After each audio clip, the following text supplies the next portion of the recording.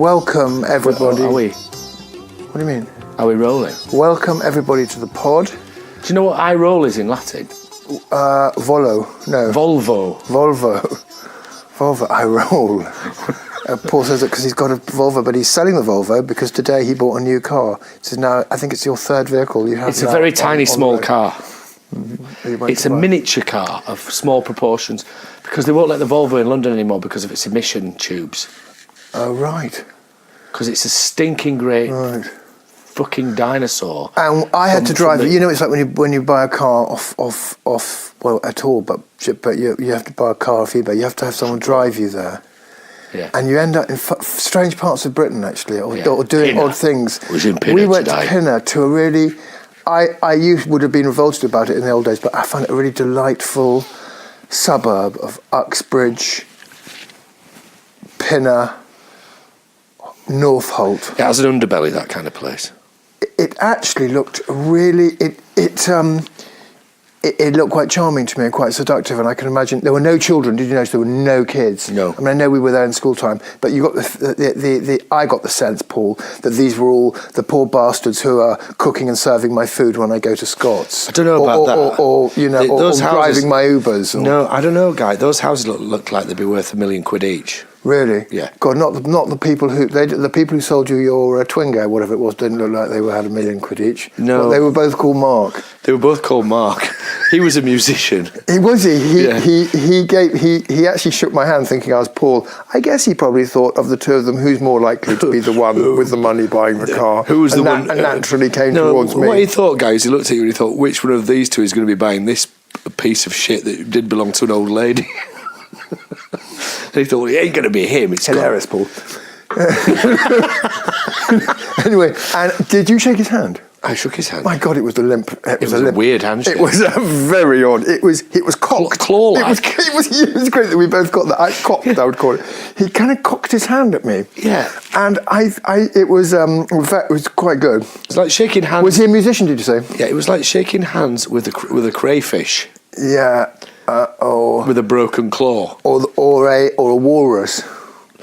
Haven't they got kind of funny flipper thing?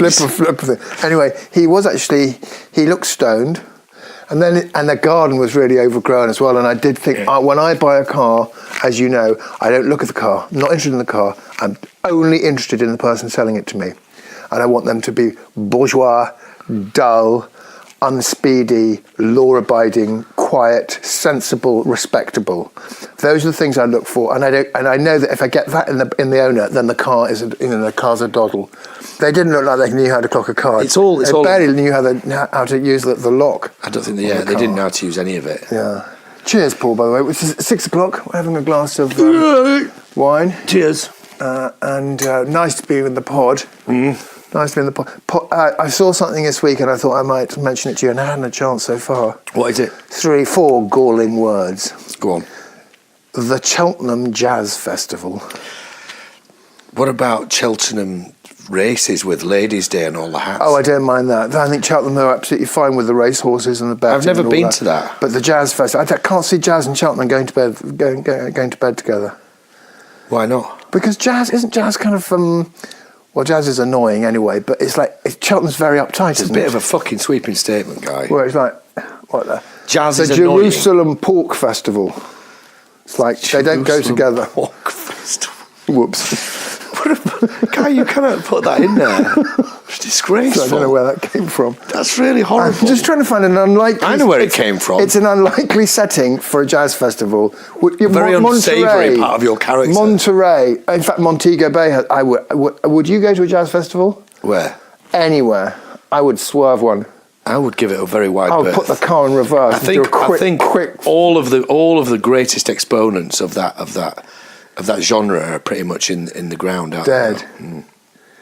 So they listen to it in neat rows, seated at Cheltenham. It's like, I always used to think it's like walking past the music school, the music department at school. You know, all the practice rooms. As my mate said once when we were in a pub, he went, "What's that really annoying noise?" And I went, "I don't know." He went, "Oh, it's jazz." Yeah. And I just thought that was a bit cruel, actually, because it was. I mean, you know, you've got John Coltrane and Thelonious Monk They're not annoying, actually, and they're really good. John Coltrane is. John Coltrane is. Yeah. Thelonious Monk's really good. What, he's annoying? Yeah, and Thelonious Monk is repetitive. Yeah, they are repetitive. Both of them, in a way. Yeah. And The thing also, it's really a sort of, well, they seem so self-satisfied. No, actually what it is, Paul, they look like they don't give a shit about me, who's like having to listen to it. Like, Guy, look, turn it down, bloke. They There's don't. nothing else. Play They at a don't lower give a shit volume. about you. That's the problem. It's like art. No, that's a problem. That's a problem. You can't pick up a trumpet and blast it at someone and go, it's your problem. It's Mate, stop that. It's like when you're in a restaurant and one of those guys comes up and starts playing right next to you when you're on a date. I always love that. Actually, I used to hate it and feel, Paul, I used to hate it, feel very self-conscious. And annoyed. But now, I if they come into the restaurant, I'm like, beckon them over. Get them to play. Yeah. Just won't let them leave. Because I've realised, it's a bit like when I had my car impounded, those things are just entirely about the energy you put in. And the more energy you put in, sometimes it's like a machine that can triple the energy back. And at last, after days and nights, horrible nights of rejection and indifference, they finally found someone who wants to, clap at their song and have a laugh with them. And they're so pleased. Do you remember that one when we were at a stag do, and some people came over playing guitars, and we got them to play Bohemian Rhapsody. Yeah, and the whole and the restaurant was. I felt it was before they played Bohemian Rhapsody, actually, which they were going from table to table, and I saw people kind of prickling and kind of turning their shoulders to them whenever they were. Anyway, they were like, there is a certain plant I've seen, I think it's in Jamaica, when you go near it, it kind of shrivels up. That's how they could do this to the tables, and I'm quite surprised the management left them in. But when they came to our table, there were about 10 men. It was a stag do. We took them to our bosom. Well, we started saying, don't play that shit. That's shit. Yeah, they were playing like kind of local tunes. Well, someone suggested very cleverly Bohemian Rhapsody, and we got the whole restaurant. I hope you're thinking I'm going to say we got the whole restaurant singing. Guy. We didn't. That's not what happened. We got the whole restaurant appalled. I think the whole restaurant was just looking at steely. They couldn't believe what they were seeing. Well, it was a really quite posh bourgeois place, really, and on the beach. 12 of us absolutely hammered. Maybe 14, screaming at the top of our lungs. It was spectacularly British, actually. Yeah, it was. And it was right at the time when we just decided the Brexit. Brexit, yeah. I thought everything's going to go fine. We're away. This is what it's going to be like. Quite a lot of Germans looking at us. I mean, absolutely appalled. It was. They'd come there for a quiet lunch. Yeah, and they had us lot singing, and we knew all the words. Well, can you remember, Paul, the reaction of the people of the troubadours? They were into it. They weren't embarrassed about it. Weirdly, I saw at a wedding about 3 weeks later in somewhere like Oxfordshire. And you saw them? Yeah, the same band. What? Somebody had hired them for a wedding, and I said, "Were you what from that from that stag do?" No, by coincidence, my friend Per, AK, had hired them for their wedding, and I don't know where they'd got them from. I thought they were meant to be kind of barely. Sort of mendicant beggars. No, they were fucking slick, man. They knew everything. And they're going from kind of flash do to flash do. Yeah, they really. It was. They were on tour. Yeah, they were really flash. I would find it very hard to go from table to table, and what? Well, and beg. It's a bit like begging, isn't it? Guy, that's what you do with your books. It's busking. That's what you do with your books. The books are out there on the internet. People want to buy them. Wait a minute. You go online. Wait a minute. Wheel up. I didn't mean that's part of it. I mean that when you're getting it published, you have to hawk it round. Oh, yeah. You have to go from table to table. Yeah, and say, please, listen to my little ditty. Hear my song, oh universe. It's true, but I'm not there when they're actually reading it. Yeah, but you are in spirit because your words are on the page. It's a tense time. Yeah. It's a tense time when so we all have to do that, don't we? And rejection slips. We all have to sing for our supper. Blizzarding back in. Don't we, Guy? Yeah. Who doesn't? Yeah, but you've just put yourself above that, and so I'm pulling you up on that. Mm-hmm. Mercilessly. I was in London last week. And I had an Afghani driver, I was chatting to him. And we came up to the lights and there was a beggar on the street. In a shop. That's not news, Guy. In a doorway at the moment. There are fucking thousands of them. Shut up! I haven't even got. Wait a minute. I'm just setting the scene. I'm just pointing out, Guy, that it's not exactly. I'm setting the scene. Unusual for this anyway, to be a beggar Afghani pulled in the a gun. In London. The Afghani pulled. I won't tell the story. Don't tell the story then. No, I won't. Don't tell the story. I'm not going to. Let's move on Okay, well. from your Afghani taxi driver and your amazing beggar. Enough of that, Paul. Guy, everybody, I just wanted to say, Guy saw a beggar in London. Which part of London do you hang out in? That's what the fuck, Guy? I think the listener will be able to know that you deliberately hijacked that story. I didn't hijack it. I'm not. You didn't listen it. to me. No, I mean, this is what it's about. You're supposed to make yourself heard. All right. Okay. Are you going to stop sulking now? No, I'm not sulking. It's fine. So anyway, it's Friday. It's Tell the story about the beggar, Guy. No, we all want to hear it now. No, Paul. Guy. It ain't that easy. Guy. No. Don't make me get up. I'm not doing it. Guy. I'm not doing another time. Guy. Maybe You're doing the beggar story. When I go solo, that can be like my first track on my solo pod. Ow! Don't. I tell you what I would Do like. the beggar story. No, would you please? I might if you do the beggar story. No, I'm not interested in that. Will you play a song first, and I will. No. In that case, I won't. Guy, don't be a twat. Come on. All right, I'll play a song for Guy. Right, okay. Do you know "Song for Guy" by David Bowie? No, it's by Elton John, isn't it? But I don't know. Do you know?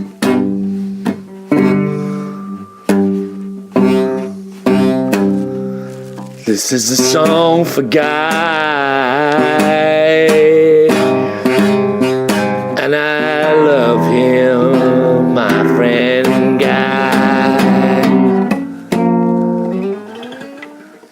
Thank you very much, Paul. Thank you. That's excellent.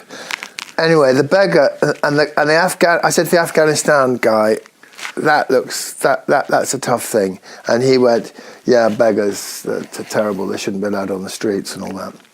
And I said, that looks to me unbelievably tough work. I would do anything before I begged. I would steal before I begged. Would you? I would steal before I begged. Oh yeah, I have done. Both, presumably, in your case. No, I've never begged, but I have stolen. Yeah. And I think to get to that point where you're just going to hold out, hey, and I was going to say, shall we try begging? But actually, it's not a bad thought, but it's not a cool thing to do. Go on and then report back to the pod about our I have experiences. busked though. I have done busking. Yeah, I can believe. Going on your last effort, how well did it go? Not that well, no. I'm not putting a penny in the pot for that thing. You just. What? Why not? That's just. It needs a bit of work. It was total shy. I played that for you. I don't care. I played that for you. Well, I'm not interested in it. It's shite. Polish it up a bit. Bring it back. Polish the and turd. I'll find a shiny shilling to put in your cap. Shiny shilling. Oh. All right. So, tell me then what happened then. What happened? That's the story. That's it. Oh, for God's sake. I don't wonder you pulled it. I wonder you pulled that. I just gave him the benefit of my wisdom. Guy! And I'm giving it to you, Paul. Which a lot of people pay for. Can we tell people it? Pay for it. Guy, can we tell it in a different way and make it more interesting? Okay, he pulled it because that's down. what you're asking me to do with my song. Okay. Come on. No, my reflection on begging is more interesting than that song. Excuse me. Honestly, We'll that let people song decide, was like one mangled word No. in terms of storytelling. Wait a minute, Guy. It was like a shit word that didn't I said I loved you in that song, and that didn't mean a fucking thing to you, did it? Not sung like that, it didn't. It sounded like you were taking the piss, to be honest. I wasn't taking the piss. Right, okay. Well, I love you, Paul. There you go. So can we hear the story in a different way? And I'm And he pulled a gun out. I was so surprised. He pulled a gun out? And he lowered the passenger window, raised the gun, and thump. And he said, that's how you deal with them. Yeah, that's how you deal with them in Afghanistan. Hold this, and he passed me the gun. Did it have a silencer on it? Yeah, he passed me the gun. And I was just standing there. Anyway. So... Fucking hell, Guy. What did you do? Well, I tell you what happened then, actually, and this is a bit of a surprise development. The door of the car opened, and a man and a woman got in, and I went, "Hey, what are you doing? Get out of my car!" And they went, "No, we booked it," and they pulled out their little thing, and sure enough, it was a double booked Uber. So I said, "Look, mate, I'm in it. You cannot come in here with me." God, that was a bit mean. Something had gone wrong with the computer. They might have been nice. They might have been interesting people. I don't care. I was travelling alone. Guy. I need my space. When you travel Uber, do you go for executive lux? No. Guy. No. Why would anyone do that? Well, there's Uber Share, you see. Oh, I wouldn't do that. Why not? God knows what would happen. You told me that you were funny about other people's bed linen the other day. Is it something along those lines? Yeah, I don't think it's really right to sleep in a stranger's bed linen, or when people come to my house, I like to present them with some freshly ironed bed linen in the bed. Do you know what I like to do in my spare room? Oh, Jesus Christ, let's not go there. No, do you know what I like to do, Guy? What? When I put it all really perfect to get it all nice, and then I just lick a few bits of it like that. Yeah. Just lick the top of the counterpane and lick along the edge of the just have a lick here and there. For Christ's sake, Paul, get some help. There's nothing wrong with that. Well, I got it from a John. Per se, I got it from a John Waters movie. But the thought behind it is really worrying. Why? I just, I thought it was going to be after the guests have left is when you went and did the foul, appalling. Why would you think that, Guy? Well, because I know you quite well, No, Paul. why would you think that? Well, you're licking them before they arrive. What God knows what you're going to do after Guy, to your friend's Do you sheets. do anything after? Yes, I do. I command the maid to have the sheets cleaned and command the maid. And I command remade. the maid to go in and investigate. I provide her with an environment suit. I wait outside the door. Hey, what do you think of this 5G thing? 5G? Yeah. It's a brain fry. Do you think so? Surely the guys making it must have noticed it, and one of the shareholders must have said, look, No. couldn't we be opening ourselves up to the most massive class suit? Yeah. And they would go, well, hold on a minute, we better just check that it doesn't do anything bad. Or have they not looked at the asbestos company or any of those other people who thought, let's learn from that? Well, the thing is, you see, it's all about short-term profit, isn't it? But what it is there are no limits for electromagnetic radiation. I don't think. You mean there's no upper safety? No, I think there. I mean, like if you could, for instance, you can live underneath. High-powered cable. High-tension cables. And I don't think there are any regulations about that. So there are forms. Do you think people? There are forms of electromagnetic radiation on which there are limits. For instance, microwave radiation and ionizing radiation, which you get inside a nuclear power station, stuff like that. But general EMF, which comes from like machines and electricity, I don't think there's any. And that's what you're dealing with, really. But I think some of 5G is like on the microwave spectrum as well. I mean, it's worrying that all these things are dying, isn't it? And I don't know.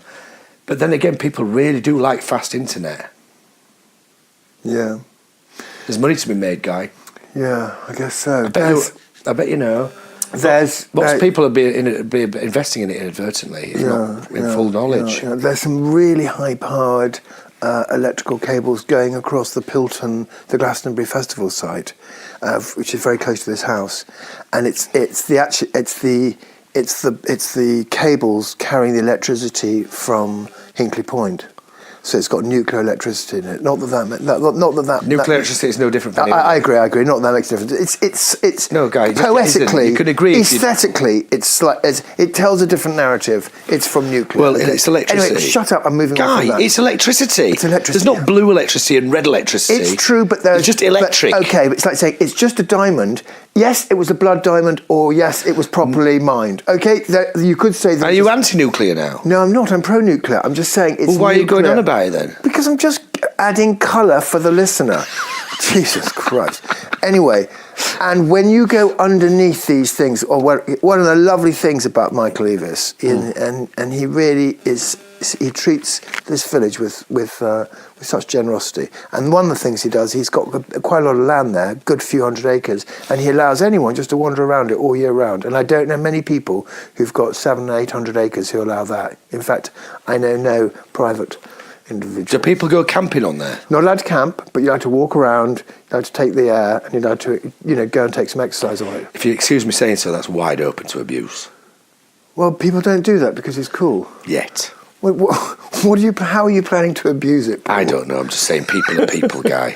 You can't trust them. Well, there's a really. Do you remember that I showed you that sign? It's got a spelling mistake in it, but otherwise it's fine. Saying there are some lovely cows. Eggs £1.50. There are some lovely cows, and there are some lovely cows, and there's some lovely people on this land. Do you mind not shooting? Do I know what? Michael Eavis, it says on down. There's a little sign's gone up. What does that mean exactly? Some people obviously going with an air gun or with a tutu and shooting rabbit at night, and he stopped them doing that. Right. Anyhow, but the thing is, there's loads of security around, so people don't take the piss. But also, Wait. hold on, no, I really want to say something important. And so he has security vans on there. No, what he's managed to do, Paul, is to create a kind of psychogeography. I think that's the term. You'll correct me if it's not. On that site, and on that site, because everybody's experience of it is wrapped up with a sense of exclusion and tickets and security and staying within the rules and doing what's required of them. Because if you don't do that at the festival, you get chucked off. And so people behave very well on that land. Have you seen the shit they leave behind? I beg to differ. It's true they leave a lot of shit behind. My God, that's a lot. true. But in terms of security, if he puts a fence up with a sign saying "Don't go here," I've noticed this. People do not trample it down. I'm talking about outside the festival, because occasionally he puts on little events there. They're amazingly obedient to his signage, because his signage has a lot of power, because it's backed up by the army of security that he has during the festival. Sounds like a fiefdom to me. It is a bit like that, but it's nice. It's cool. Anyway, I was going to say something. Say something. The power lines. Anyway, It might be your phone that's... I don't move, sorry. So you can go on the... Hold on, I'm a tiny bit trembling. Snorky box. Hey, Guy. Anyway, Do you know what I like, Guy? Oh, God. Do you know what I like? I'm sorry, listener. Booze. I like booze, me, Guy. Do you know why? It's always there. It's like an old friend. You put your hand out and it's there. Booze. Guy, I would do an advert for booze. If anyone out there is interested, booze. I would do the adverts. You could rely on me. Booze. Fryer is with the booze, and I am not an alcoholic. You're not an alcoholic. No, you're not. I enjoy booze. You can hold your booze. I like it. I can drink a lot of it, or I can not drink it even for a few days or even a week. Yeah. But I tell you this, my life would be... To be fair, Paul, last night, Paul's living with me at the moment, and last night was, I think the first night, quite a few nights, that there was no alcohol taken at all in this house. And possibly as a consequence, Paul was up at 5 a.m. this morning, shaking in the kitchen. Bouncing off the walls. It's been a clear 12 hours without any alcohol. You looked a bit... Anyway. Peaky. Yeah. Anxious. I was thinking, there was no milk, I was thinking about putting gin on my cornflakes, actually. Anyway, he has these power lines going right through the site. It comes from the tour. It's like a ley line, actually. God, that would annoy people. But it looks nuclear ley it's line. a nuclear ley line.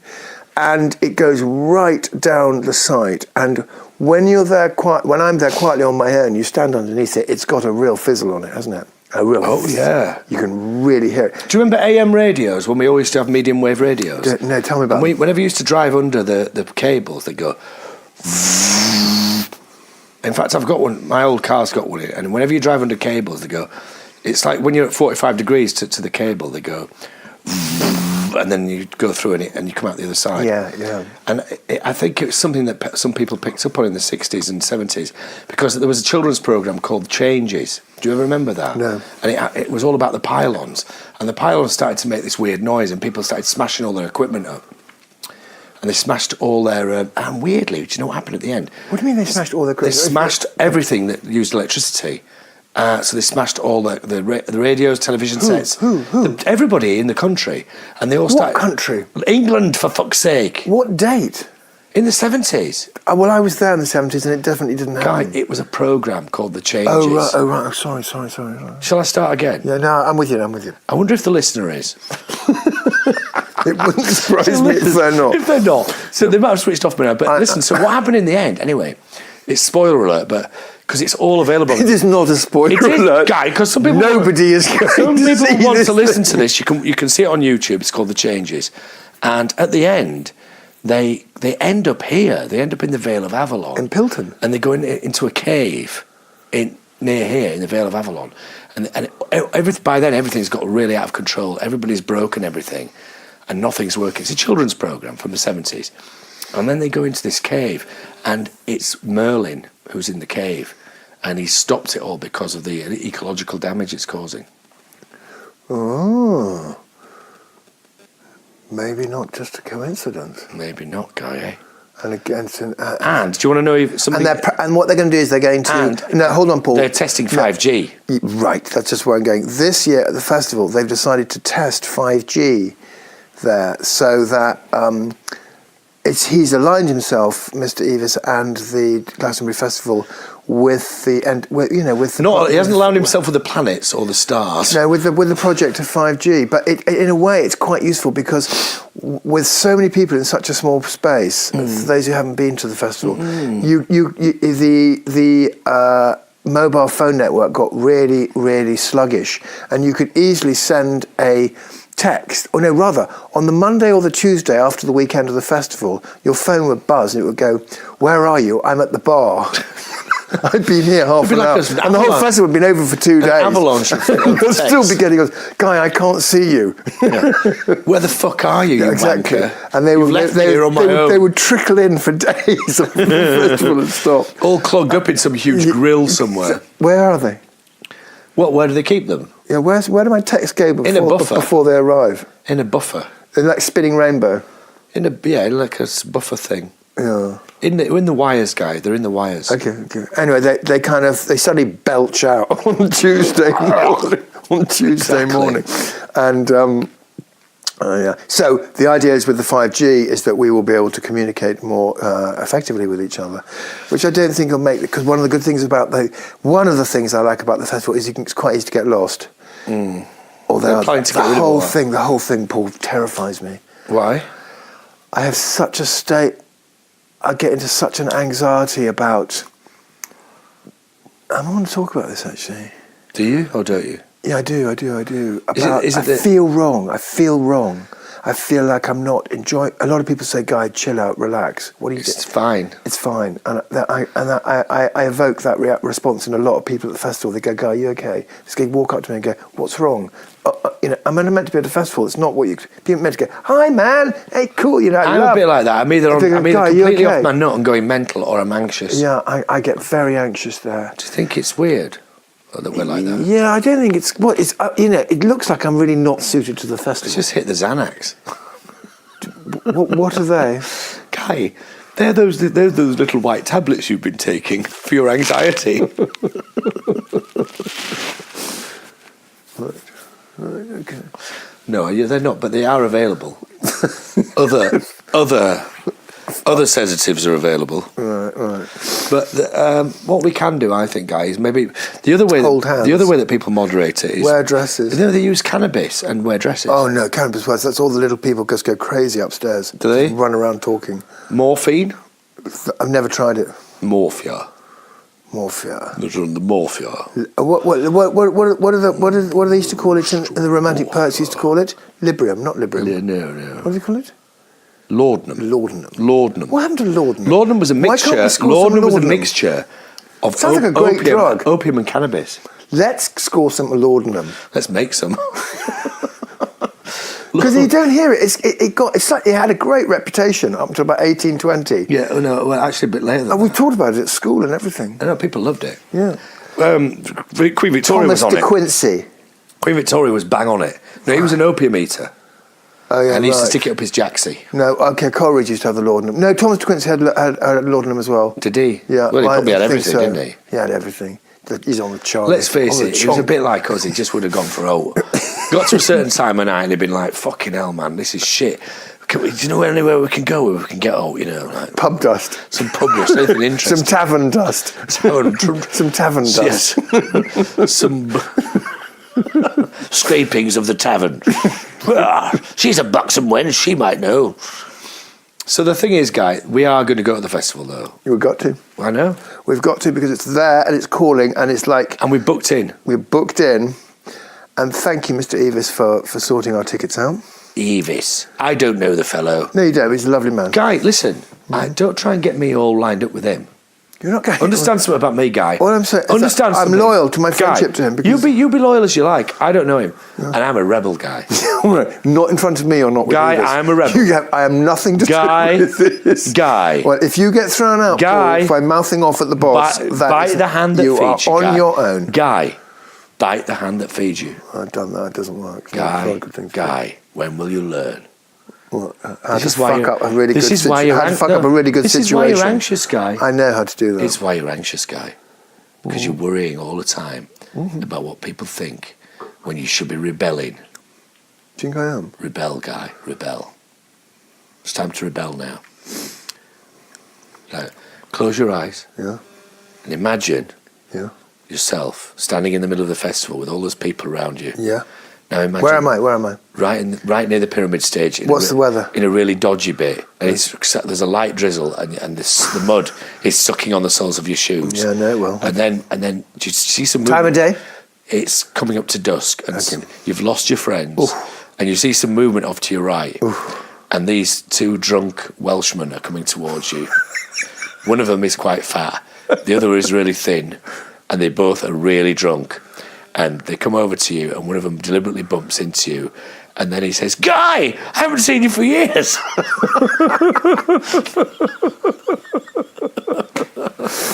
There you are. Yeah, that's it. You see? That is the festival experience. Festival. That is the That's all it is. It doesn't have to be like that, Guy. It doesn't have to be like that. Well, what do you think it should be? Us reclining on Moroccan rugs. Yes, exactly. In the glamping area. What is it, sir? What is it? My hookah's run out. I'll go and get her. Sorry, sir. Sorry. You are in. Can I see your ticket? I'm sorry to bother you, but can I see your ticket? This is first class. Of course I'm in bloody first class, you oaf. Get out of my sight.